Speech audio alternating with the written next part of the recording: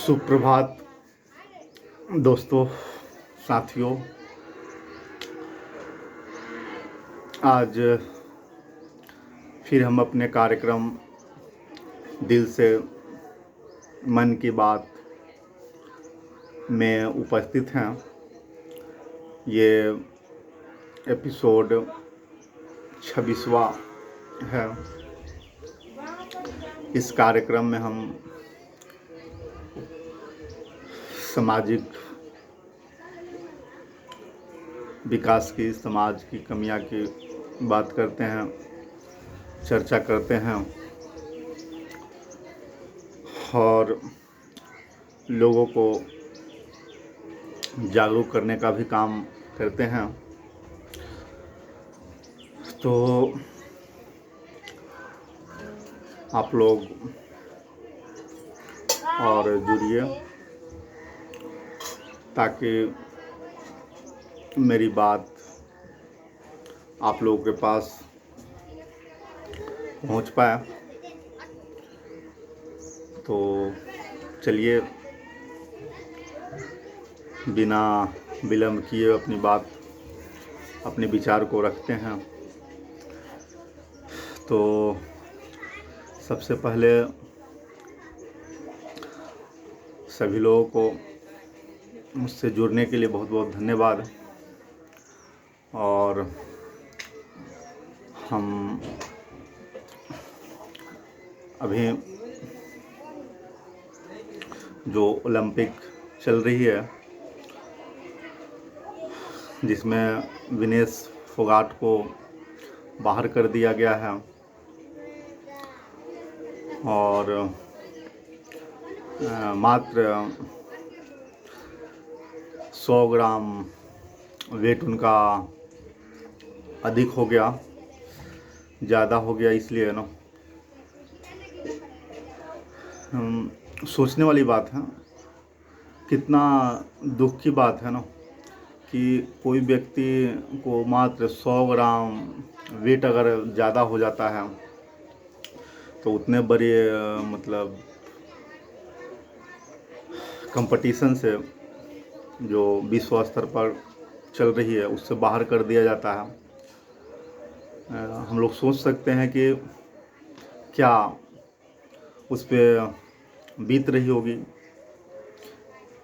या उस समय जब बताया गया होगा बीती होगी। तो ये जो परिस्थिति हम लोग देखे, जाने सुने, बहुत ही दुर्भाग्यपूर्ण है, बहुत ही। और बहुत हम भारतवासियों को दर्द का एहसास कराने वाली है। और हम यही चाहेंगे कि फिर इस तरह का फिर किसी खिलाड़ी के साथ डिसीजन न लिया जाए, है ना। क्योंकि हम समझ सकते हैं, महसूस कर सकते हैं कि जब किसी के साथ मात्र 100 ग्राम वेट ज़्यादा हो जाए तो उसको बाहर कर दिया जाए। अब सोच सकते हैं कि अगर उसमें एक गिलास पानी भी अगर प्रतिभागी अगर पी ले तो 250 ग्राम, एक गिलास पानी का लगभग 250 ग्राम वेट होता है। तो वो 100 ग्राम वज़न बढ़ जाएगा ना। तो 100 ग्राम वज़न के लिए किसी प्रतिभागी को डिस्क्वालीफाई कर देना बहुत ही हमारे विचार से गलत है। वो गेम का नियम बदलाव होनी चाहिए ताकि फिर किसी प्रतिभागी को इस तरह की सिचुएशन का सामना न करना पड़े।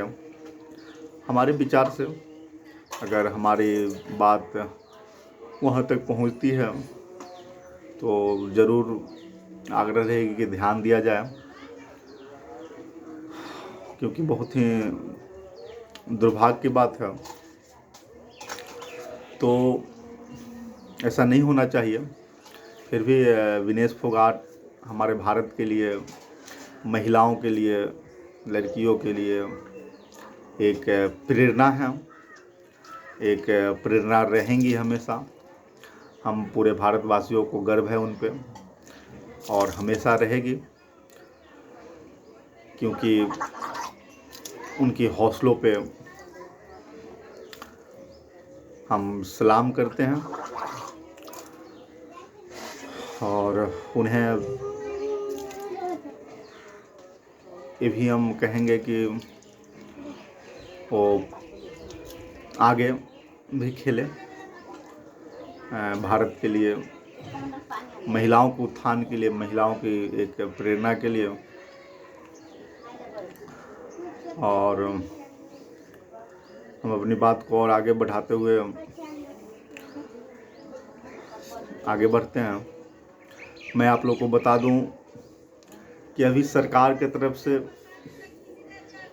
स्कूलों का रजिस्ट्रेशन पे जोर दी जा रही है। जो जितने भी प्राइवेट स्कूल हैं, अनरजिस्टर्ड है, उन पे जोर दी जा रही है कि रजिस्टर्ड करवाई जाए। चाहे स्कूल बड़ा हो, छोटा हो, कोई भी हो, उनको रजिस्टर्ड करवाना है। तो अच्छी बात है, बहुत अच्छी बात है। एक रिकॉर्ड होना चाहिए सरकार के पास जो राज्य का संचालन करे, देश का नेतृत्व करे, सारी चीज़ के डिटेल्स होना चाहिए। मगर हमारी ये कहना है कि रजिस्ट्रेशन इतनी प्रक्रिया उसकी जटिल बनाई गई है कि एक नॉर्मल स्कूल नहीं करवा पाएंगे रजिस्ट्रेशन। और क्योंकि नॉर्मल जो स्कूल हैं छोटे मोटे गांव देहातों में, तो कह सकते हैं कि वो स्कूल नहीं, एक समाज का जन कल्याण का कार्य कर रहे हैं। क्योंकि वैसे स्कूलों में मतलब बच्चे न के बराबर होते हैं, बहुत कम होते हैं। वैसे पेरेंट्स के ज़्यादातर बच्चे होते हैं कि जो मतलब असमर्थ होते हैं फ़ी देने में, पेमेंट देने में। तो वैसे पेरेंट्स को वैसे स्कूल कंप्रोमाइज़ करके, बहुत सारी छूट दे करके, मैनेज करके चलाते हैं। और वैसी स्थिति रहती है हमेशा, हर बार, हर मंथ, कि अच्छी तरह से टीचर की पेमेंट भी नहीं हो पाती है, न रेंट दिला पाता है, ना ऐसी सिचुएशन रहती है। और मेंटेनेंस करना मुश्किल हो जाता है ना। वैसे स्कूलों से रजिस्ट्रेशन के लिए, ट्रस्ट बनाने के लिए सरकार की तरफ से लगभग 50-50 हज़ार की डिमांड की जा रही है ना अधिकारियों की तरफ से। तो कैसे संभव है ना, कहने का मतलब कैसे कर पाएंगे वो जो मतलब उसका अस्तित्व बचाने के लिए वो उस संघर्ष कर रहे हैं, वो सारे स्कूल चले बचे। और इस तरह से सरकार के गाइडलाइन फरमान जारी होती है, तो इस तरह से तो, और उसमें भी बीएड की डिग्री चाहिए, वो भी 8 टीचर की चाहिए ना।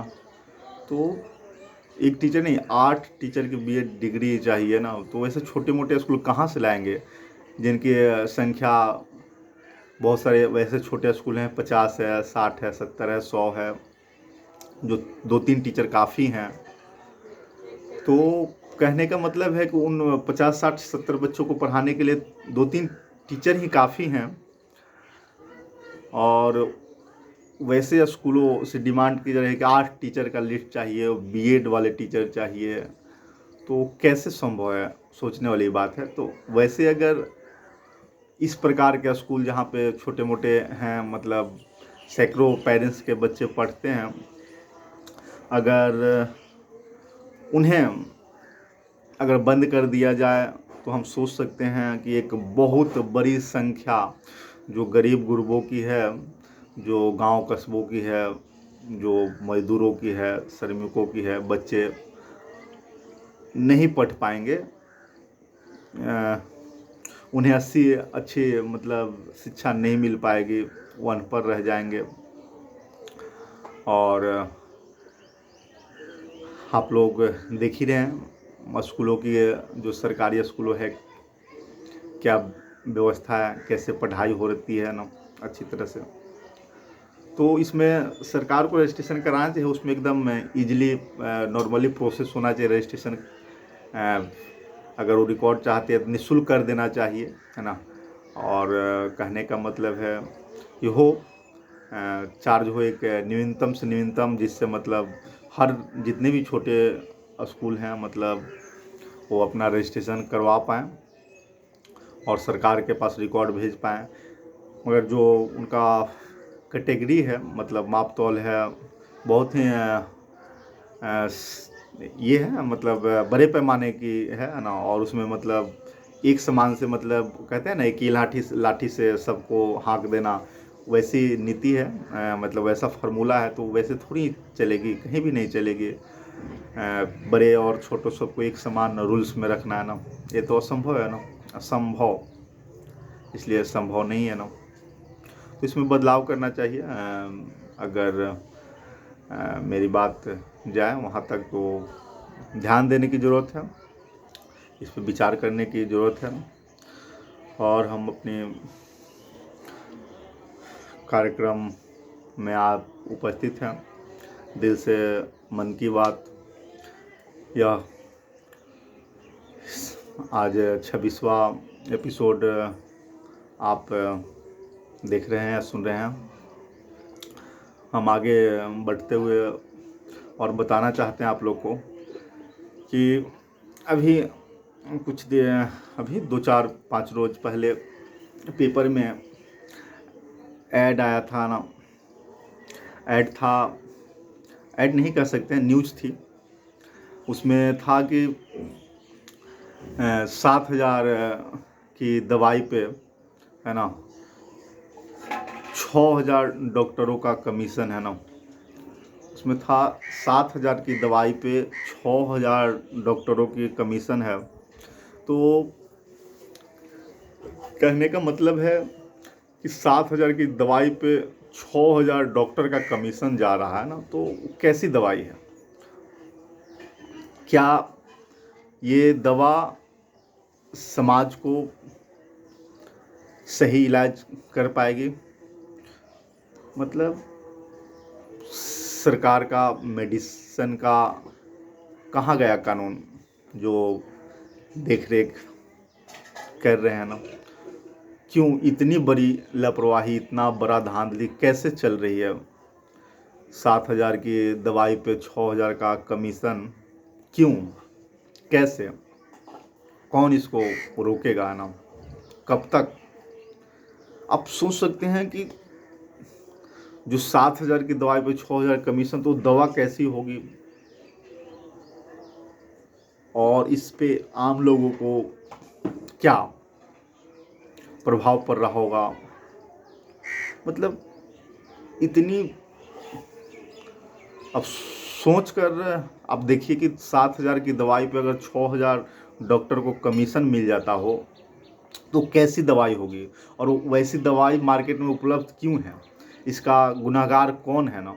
आम लोगों की ज़िंदगी से खिलवाड़ कौन कर रहे हैं लोग, क्यों कर रहे हैं ना, कैसे हैं ये? आखिर की कौन लोग इस पे आवाज़ उठाएंगे, कब उठाएंगे? सोचने वाली बात है। तो इतनी बड़ी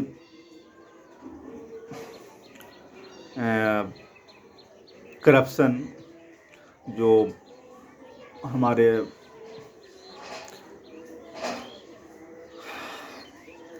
अफसरों, लीडरों, मंत्रियों को नहीं दिख रही है, क्यों?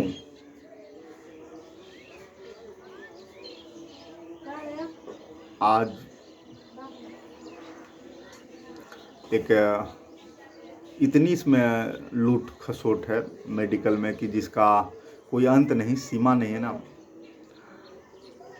इस पे क्यों चुप बैठी है गवर्नमेंट, सरकारें क्यों ताले लगाई हैं, क्यों कार्रवाई नहीं कर रही है।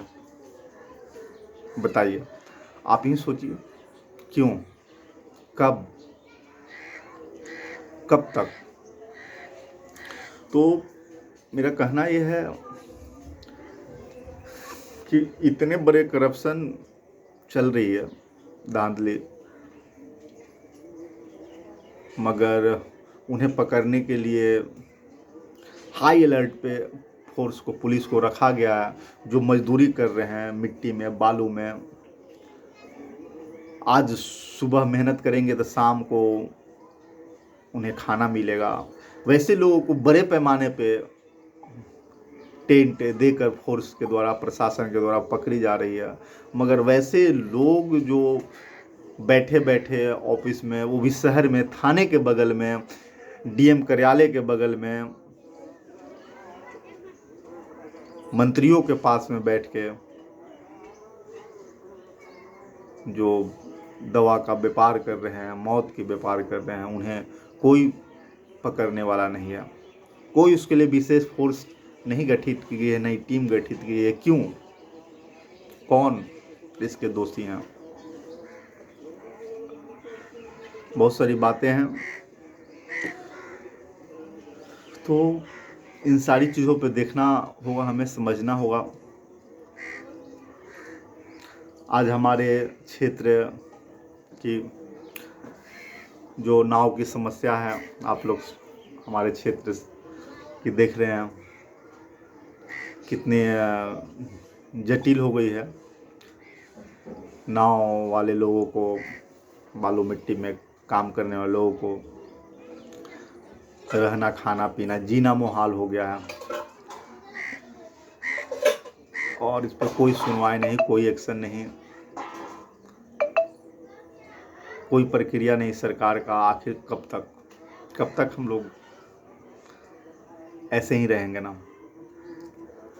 सोचने वाली बात है कि एक तरफ जो मजदूर लोग हैं, उनको पकड़ने के लिए, जो सुबह कमाते हैं तो शाम को खाते हैं, वैसे लोगों को गिरफ्तार करने के लिए स्पेशल फोर्स लगाई जा रही है, स्पेशल चौकी डाली जा रही है। मगर वैसे बड़े बड़े जो मेडिकल के है ना, मौत का व्यापार कर रहे हैं, वैसे लोगों को खुली छूट दी जा रही है। उनका व्यापार थाने के बगल में चल रहा है, कोर्ट के बगल में है, वो डीएम कार्यालय के बगल में उनका धंधा है, मगर कोई छापेमारी नहीं, कोई एक्शन नहीं। आखिर के क्यों? ये हम आम लोग, गरीब लोग पे ही क्यों सख्ती बढ़ती जा रही है? जो अपनी ईमानदारी, मेहनत, अपना हक के लिए जीते हैं, मरते हैं, दूसरों के हक से कोई मतलब नहीं होता है दूसरों के, वैसे लोगों को क्यों? ये कौन जवाब देगा, कौन पूछेगा? बहुत दर्द होता है सब देख करके, सोच करके। अब इसी में ऊपर वाले भी, ये तो मनुष्य या सरकार या प्रशासन अत्याचार कर रही है ना, सोचने वाली बात है। ऊपर वाले भी जो हमारे परवरदिगार हैं, मालिक हैं, भगवान हैं, वो भी हम पे कम कहर नहीं ढा रहे हैं। वो भी, हमारे बिहार की ऐसी स्थिति हो गई है, एक तरफ सुखाड़ ही सुखाड़ है, तो एक तरफ बाढ़ ही बाढ़ है ना। कई नदियाँ सूख गई पानी के अभाव में, और कई खतरे के पार हो गई। ये ऊपर वाले भी हम गरीब लोगों पे, आम लोगों पे कहर बर पा रही है ना। ऊपर वाले को भी कम से कम दया करनी चाहिए। बहुत सारे किसान हैं जो सुखाड़ के अभाव में उनका फसल नहीं हो पाया। बहुत सारे ऐसे किसान हैं जिनका बाढ़ के कारण फसल बर्बाद हो गया ना।